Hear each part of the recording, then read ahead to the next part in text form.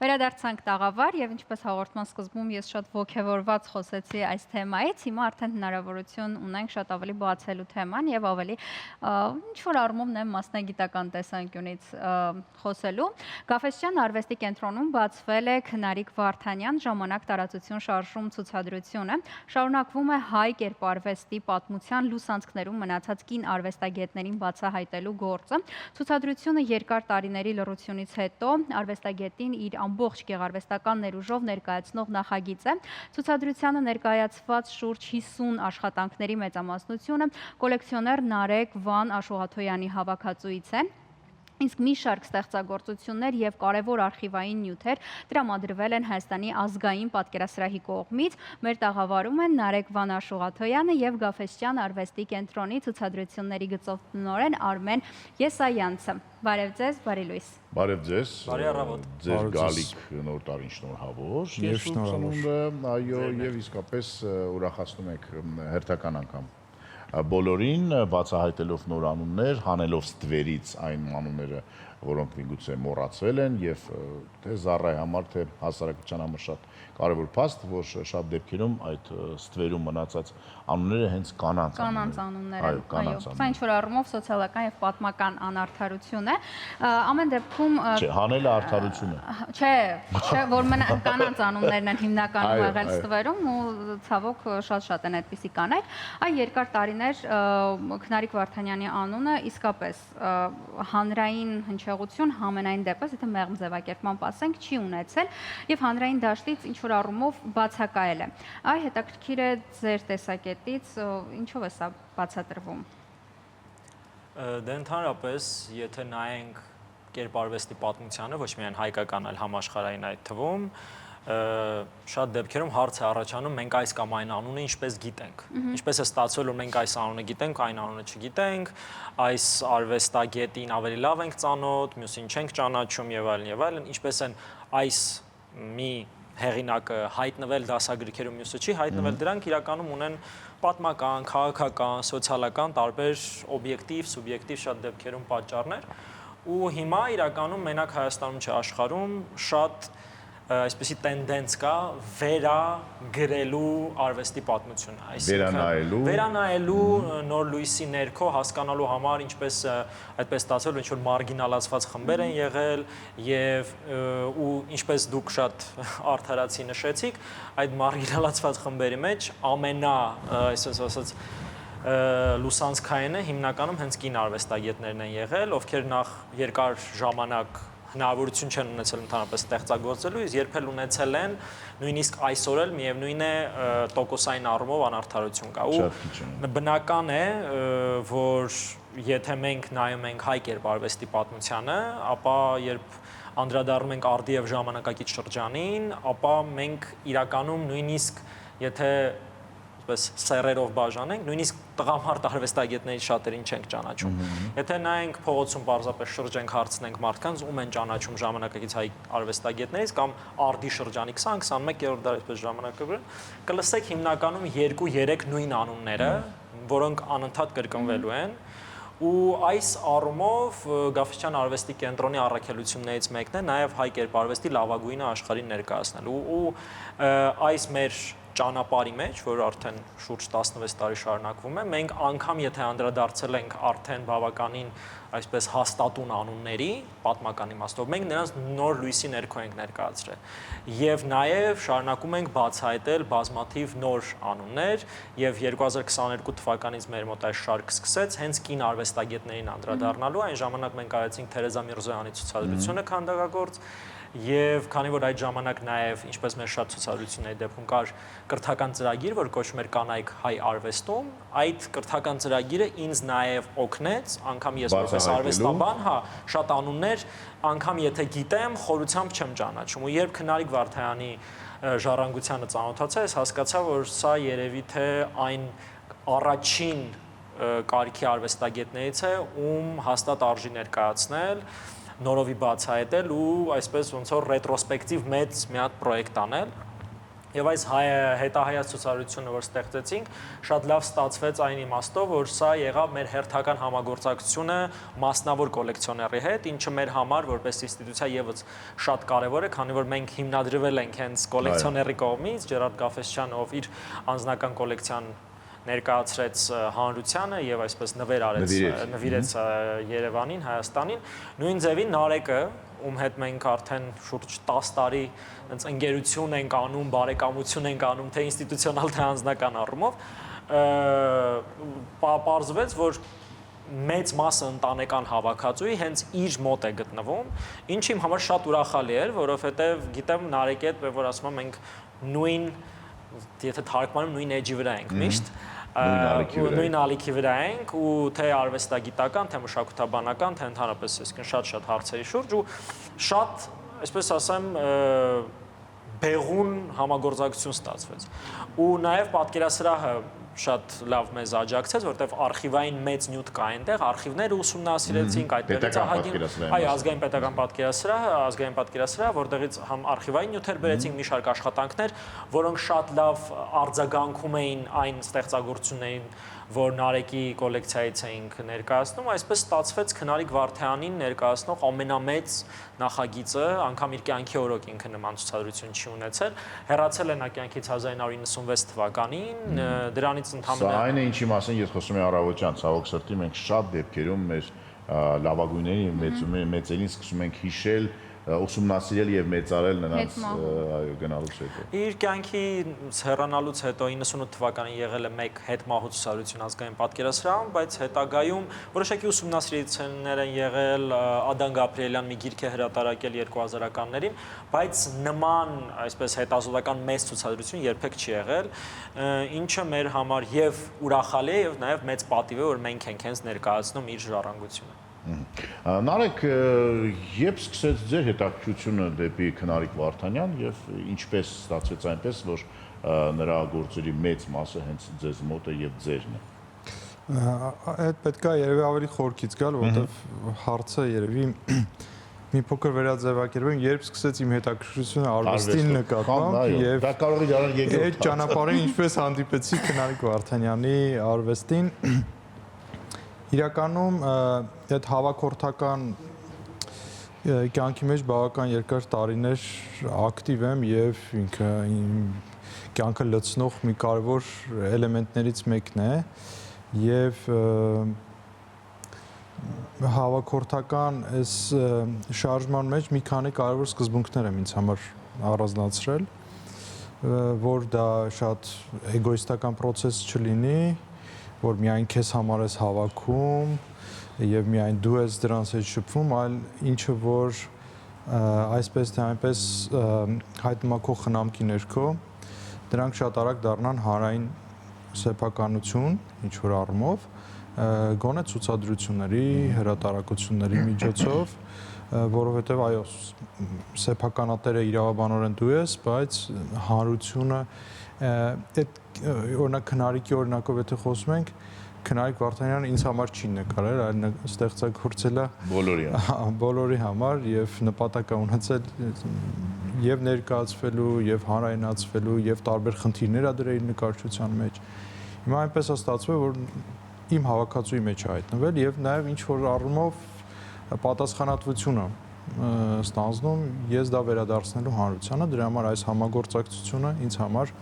շատ կարևոր համագործակցություն էր եւ առհասարակ իմ հավաքածուները ինչ որ ես ունեմ միշտ այսպես ջանացել եմ որպեսզի իրանք օր առաջ ինչ որ ձև ստանան եւ ներկայացվեն հանրությանը եւ Քնարիկ Վարդանյանի այս հավաքածուն նկարների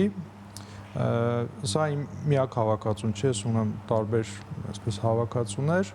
ուղղակի սա կարելի ասել շատ ամբողջական հավաքածու է, որը ներկայացնում է կարելի ասել իր ուսանողական շրջանից մինչև իր կյանքի վերջին տարիների ստեղծագործությունները։ Ինչպես, ինչով է նա ձեզ հետաքրքրել, գրավել, ինչու հենց նա նաև դարձավ ձեր հավաքածուի մի մաս։ Նախ եւ առաջ մի քիչ համեստությամբ ասեմ, մի քիչ արվեստ ճանաչող մարդ միանգամից երբ նայում ես այդ ստեղծագործությունը, տեսնում ես թե ինչ բարձր արվեստ կա այնտեղ, ինչ մտածողություն կա, ինչ Միջալից մենք կարող հետաքրքրություն ենք կա։ ձեզ ինչ որ բաներ ցույց տանք, հա, այս պահին դու կարող եք խոսել, իսկ նկարները, պատկերները Եվ հետաքրքիր է արվեստագետին նայել իր ապրած ժամանակի մեջ։ Որովհետև երբ դու Քնարիկ Վարդանյանին դիտարկում ես խորհրդային շրջանում, այդ անցումային շրջանի մեջ, դու հասկանում ես, ավելի ես հասկանում եւ ավելի ես արժևորում նրա արվեստը, որովհետև զուգահեռներ ես անցկացնում այդ ժամանակ ստեղծագործող այլ արվեստագետների հետ եւ նոր աչքով ես նայում նրան։ Շատ կարեւոր է արվեստագետին նայել իր ժամանակի մեջ, իր ժամանակի եւ աշխարհագրության։ Ինչ վերաբերում է հավաքածուին, բարեբախտաբար ես մի շատ կարևոր հանդիպում ունեցա իմ կյանքում եւ նրա զարմուհին ամբողջությամբ ինձ վստահեց այս հավաքածուն Անահիտ Վարդանյանը, որ եւս նկարչուհի է եւ ապրում ստեղծագործում է ԱՄՆ-ում եւ ես էլ խոստացա, որ անպայման ոնց որ իմ մյուս հավաքածուները այս հավաքածուն եւս, հա, հանրությանը կներկայացնի։ նոր, հա,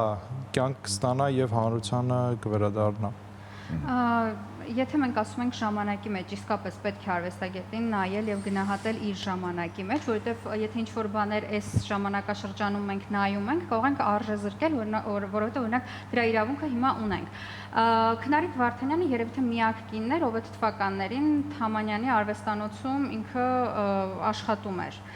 Սա ինչ-որ sense հիմա կարող ենք ուղղակի այսպես ասել, բայց սա ֆանտաստիկ երևույթ էր ու մի քիչ դժվար հանդիպող երևույթ էր, այ իր կյանքի մասին ինչ որ կրթական առանձին ծրագիր, իր կյանքը լուսաբանող ինչ որ բան լրացուցիչ կա։ Ինչպես արդեն նշեցի, մեր բոլոր ցուցադրությունները թե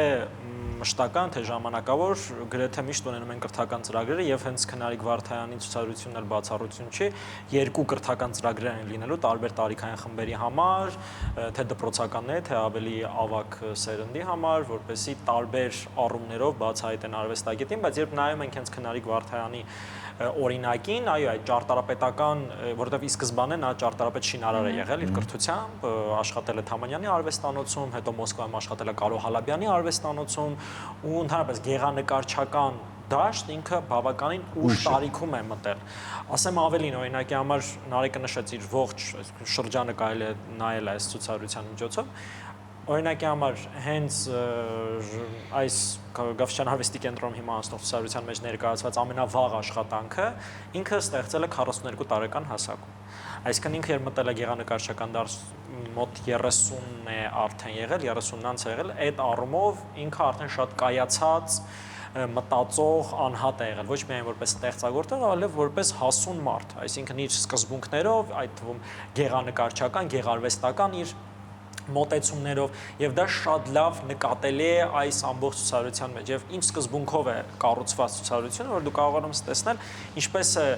մարդը այդ ճանապարհն անցել երկրից դեպի երկինք ֆիզիկական ու նաեւ հոգեվոր իմաստով, որովհետեւ ինքը սկսել է առօրեական շատ պարզ աշխատանքներից նատյուրմորտներ, բնանկարներ, հետո այդ ամեն ինչի մեջ անցում է կատարել վերջում արդեն կյանքի 80-ականներին հատկապես, որտեվ հիմնական այդ մասը, երբ նա սկսում է կոսմոսի եւ տիեզերքի աստղագիտական այդ իր հետազոտությունները անել, դրանք հիմնականում 80-ական թվականների աշխատանքն են, երբ ինքը մոտավորապես 70-70-անց կին էր, եւ ինքը ողջ կյանքը շատ պրպտող է եղել, շատ աշխատասեր, անհավանական ուսումնատենչ եւ այդ իր բոլոր արխիվային նյութերը, որ պատկերասրահում պահված են, դրանք իր օրագրերն են, որտեղ բազմաթիվ անհավանական քանակությամբ տեքստեր են, իր վերլուծությունները, հոդվածներից ինչ-որ սղագրություններ, իր տարբեր կարդացած գրքերի հետ կապված իր անձնական կարծիքները, ցուցադրությունները, արվեստագետները, ու այդ թվում հետագայում նույն 80-ական թվականների օրագրերով աստղաֆիզիկայի հետ կապված բազմաթիվ հոդվածներ ու տեքստեր ռուսերենով, հայերենով, որտեղ ինքը տարբեր դու տեսնում ես, որ մարդը գիտությամբ է մոտեցել հարցին ու այդպես երբ ուսումնասիրում ես, դու տեսնում ես, որ ինչու է ցուցադրությունը կոչվում ժամանակ տարածություն շարժում, որովհետև հենց իր օրագրերից մեկում մենք կարդացինք ու դա նաև դարձավ մեր ցուցադրության մասը, որ շարժումը բնորոշվում է ժամանակով եւ տարածությամբ։ Մոտավորապես այդպես է ձևակերպումը ու շարժման մոլուցքը, որտեղ չեմ վախենում այդ բառից, ինքը այսպես մոլագար մի քիչ եթե ավելի գերադրական աստիճանով ասեմ, ինքը տարված է շարժման ֆենոմենով, ինչ է շարժումը, ու ինքը անընդհատ դրա մասին խոսում է, որ ես ուսումնասիրում եմ շարժումը, ինձ հետաքրքրում է շարժումը, ու նույնիսկ երբ նայում ես իր նատյուրմորտ աշխատանքներին, վաղ շրջաններին, շշերի նատյուրմորտներ կամ բան, նույնիսկ դիտանկյունը այնպես է ընտրված, կարծես հեսա այդ առարկաները կընկնեն, այսինքն ինքը միշտ շարժում ուսումնասիրել է դինամիկան իր աշխատանքներում մեջ կա, ու հետագայում դա հասել է մինչև, չգիտեմ, սովորական շարժումից մինչև լուսնային տարիների արագության շարժման, երբ ինքը ուսումնասիրում է թե սերմի մեջ, թե բույսի մեջ, մարդու մեջ, շենքի մեջ, ճարտարապետության մեջ, բնության մեջ ու արդյունքում տիեզերքում, այսինքն ինչպես ինքն է այսպես շարժվել առաջ, այդպես էլ այդ դինամիկան կարելի է տեսնել իր ստեղծագործություններում, ու այս ցուցադրության մեջ հենց ցուցադրություններ նույն սկզբունքով է կառուցված, երբ դու մտնում ես դա, համենայն դեպս ես որպես համադրող այդ հույսը ունեմ, որ մարդիկ կտեսնեն այդ ընթացքը, այդ զարգացումը, այդ շարժումը եւ կկարողանան ավելի լավ բացահայտել արվեստագետին, ու մենք իր օրագրերը հենց այնպես չենք ցուցադրել, նաեւ օրագրերից կան, այսպես ասած, իր խոհանոցը նույնիսկ ներկայացնող նմուշներ, ինչպես է նա այդ թվում ինտիմ բնույթի աշխատանքներ կատարել, ճարտարապետությունը ինչպես է ուսումնասիրել, եւ նաեւ պիտակների մեջ մենք հենց իրենից անձամբ առանձին այսպես ցիտատներ ենք ներկայացրել տարբեր ստեղծագործությունների հետ կապված, որ ավելի լավ է բացահայտում արվեստագետին։ Այսինքն սա ինչ որ առումով հետազոտական շատ լուրջ նախագծի հանգուցալուծում։ Գիտական աշխատանքին է։ Դե երևի ամենալավ ցուցադրությունները հենց այսպես ոնց որ գիտական են, էլի։ Այո, շատ քիչ ժամանակ է մնացել, Նարեկ, ասացիք, որ էլի ունեք, ինչ ունեք, որ արվեստագետներին կարող ենք բացահայտել ձեր օգնությամբ եւ մեր հասարակությունը եւ շարունակում եք հիմա զբաղվել այդ ձեր գործունեությամբ եւ մի քանի նոր անուններ, եթե կարող եք տալ, որ մենք էլ ուշադրություն դարձնենք։ Իմ հավաքածուները շատ տարբեր ուղղությունների են, ես առիթ ունեցել եմ Հայաստանի ազգային պատկերասրահում ներկայացնել հայկական գործվածքի իմ հավաքածուն, որը ներառում էր 17-րդ դարից մինչև 20-րդ դարի սկիզբ, մեծ մասով արևմտյան Հայաստանից ասեղնագործությունների տարբեր նմուշներ, որոնք եւ գաղթականների միջոցով էին դուրս եկել եւ մնացել էին տներում, հետո հետագայում ձեռից ձեռ թալանվելով վաճառվել էին եւ հայտնվել էին տարբեր աշխարհի կետերում։ Ես ժամանակի ընթացքում տարբեր կետերից դրանք հավաքել եմ, ինձ համար շատ սկզբունքային էր, որ լինի Հայաստանում եւ ներկայացվի այստեղ եւ հայկական գործվածքը նոր շունչ ստանա եւ մարդկանց համար ուրիշ աչքով դա տեսանելի լինի։ Մի այլ հավաքածու կար Խաչերի, որը ներկայացվեց ռուսական արվեստի թանգարանում եւս ցուցադրության տեսքով։ Խաչերի այս ցուցադրությունը տարօրինակ էր կամ հետաքրքիր էր նրանով, որ խաչ եւ խաչելություն, այս ավետարանական տեքստի վրա հիմնված մեզ հայտնի պատմությունը ինչպես է տրանսֆորմացվում տարբեր ժողովուրդների մոտ, ինչպես է խաչ եւ խաչելությունը տեսնում աֆրիկացին, ինչպես է հայը տեսնում, ինչպես է տեսնում եվրոպացին եւ այդ ամեն ինչը միասին ներկայացնելով փորձես ցույց տալ քո նաեւ հայկականի առանձնահատկությունը։ Սա մի ցուցադրություն էր եւ քանի որ հավաքորդությունը ինքը հիվանդության նման մի բան է, անընդհատ process է, դեռ ինչ որ ճանապարհներ տանում են, բայց դրանց մասին հետո։ Կյանքը շարունակվում է։ Շատ բարի։ Ուրեմն բոլոր դեպի Գաֆեսյան կենտրոն բացահայտելու ձեզ համար Քնարիկ Վարդանյանին, որովհետև ինձ թվում է, որ այս զրույցից հետո էլ ավելի շատ հետաքրքրությունը տաքացավ։ Նարեկ ջան, ձեզ մաղթում ենք նոր հավաքածուներ, ձեզ լավ